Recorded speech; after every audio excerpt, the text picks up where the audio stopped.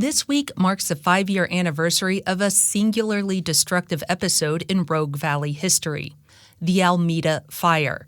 JPR's Vanessa Finney recently spoke with 3 artists, creating a song cycle inspired by survivor testimonies. Composer Jesse Sanchez, director Dalia Ashurina, and lyricist Sami Horneff described their collaboration on Letters from Almeda. Jesse, why don't we start with you by describing your connection to these communities in the Rogue Valley that were affected by the Almeda Fire? Sure. I have lived in Medford, Oregon since 2018. I worked for the Oregon Shakespeare Festival as an associate producer. And so with 2020, unfortunately, many of us, we got laid off. And right after that, the Almeda fires happened. And so I experienced it from Medford, South Medford, and got notifications and had many colleagues and many friends who were in the thick of the Almeda fire and lost their homes, had to evacuate at moment's notice. So yeah, that's my connection to it. So that's a very just personal experience, but you're also an artist. So I imagine it's natural for you to respond to a tragedy or other momentous things in a creative way. So when did the particular form of a song cycle start to take shape in your mind as a way for you to respond to it?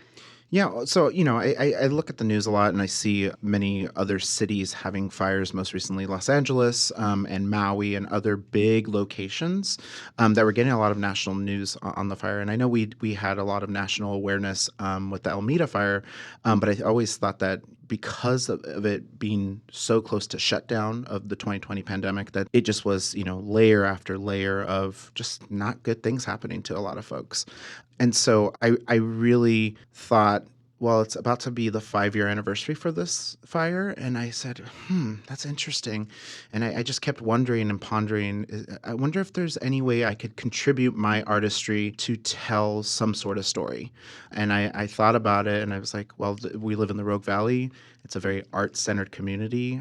There's lots of different sounds here, from nature to a banjo. And I thought, how unique would it be to memorialize and also honor this event that happened in our backyard through song. And I thought, really, a lot of people love to listen to music, and that might be a way into somebody's soul or to help somebody who's still really struggling with the fire that took place. And there's a lot of people who are still trying to figure out what to do next after 5 years. And so I really thought about that, and I said, I think with this overarching theme of being affected by the Almeda fire, I think there's something here. And I just started kind of going down kind of a rabbit hole of, do I want to write a choral piece with a bunch of different movements? And I said, well, let me bring it back. I'm a theater artist and I really love to create musicals. It doesn't feel right at this point, maybe that'll change later, for me to write a full-blown musical. And I thought, well, something that takes a concept and tells individual stories. And I thought, well, it would be really cool to hear a song cycle about this, and then to kind of take it a step further and maybe weave in some of these live interviews that we've been taking over the last day.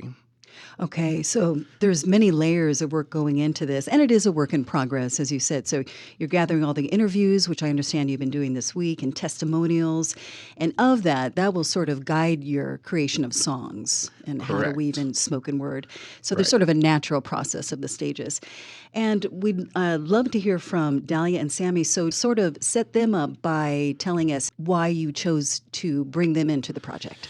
Yeah, that's great. So I have known both of these amazing theater artists for a while, and I've known of them for much longer. Sami is a really brilliant lyricist, and she has a really special way with words. And she's also a librettist, but there's something about her language that she loves to use in her lyric writing that I've been drawn to, that I've been inspired by.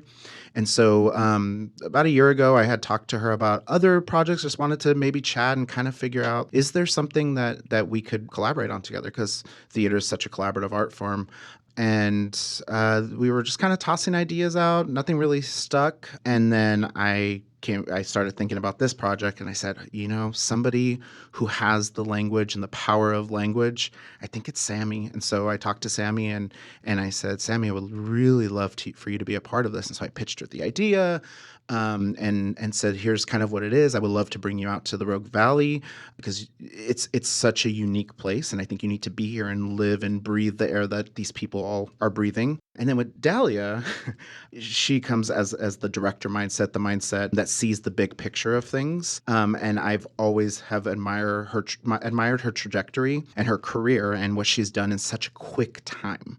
And so I really admire her and really have also wanted to work with her. And similarly, I reached out to her, and I was in New York City, and we had drinks and we chatted about, maybe some potential collaborations. And I think we both left that meeting on a real high and just thought there's got to be something down the pike like that we really, really want to collaborate on.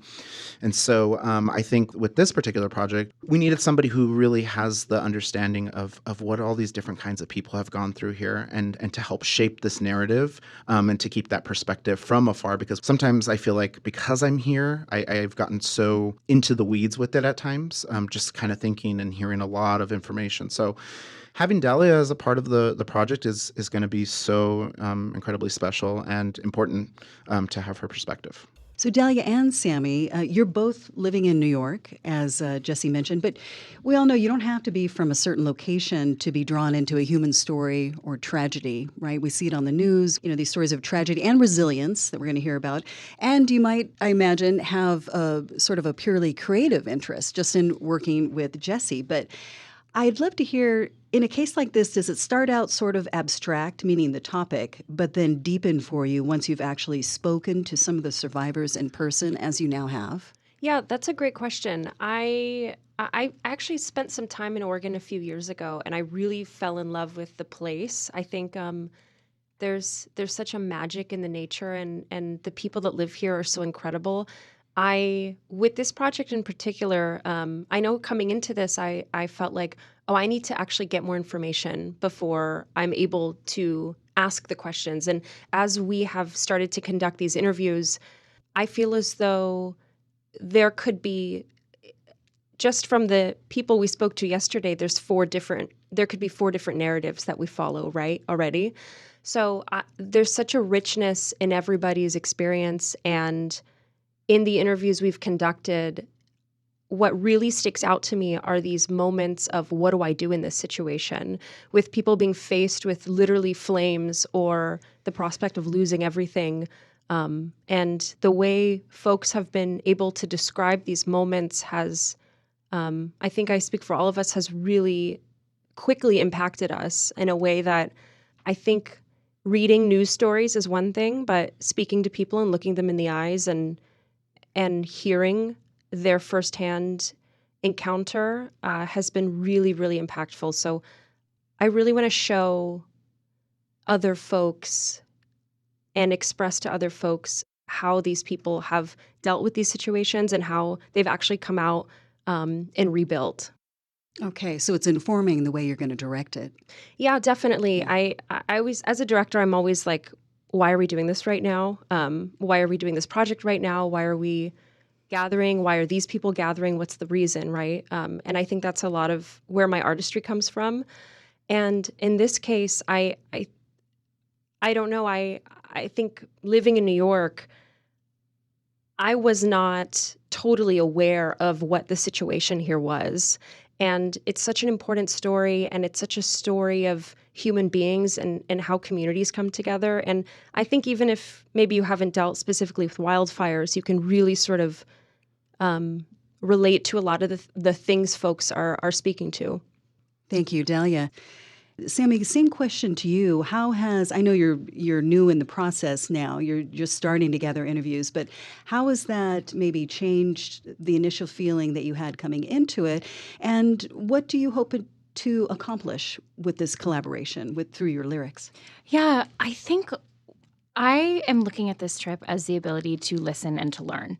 And I think particularly as a lyricist, because words are the medium that I work in, everyone speaks so differently, naturally. Every character speaks differently. Every person speaks differently. Every person has a different perspective, uses different words, and has a very different perspective on the experience. Even to people that may have lived through the exact same event and had the same thing happen, have very different perspectives on the same thing. And so I think for us, what we've really discovered, even in the past day of doing interviews, is we have folks that have lost everything. We have folks that watched it happen and almost lost everything. We have folks who didn't lose everything but had friends that did, or feel that guilt, that survivor's guilt of knowing that it could have been them.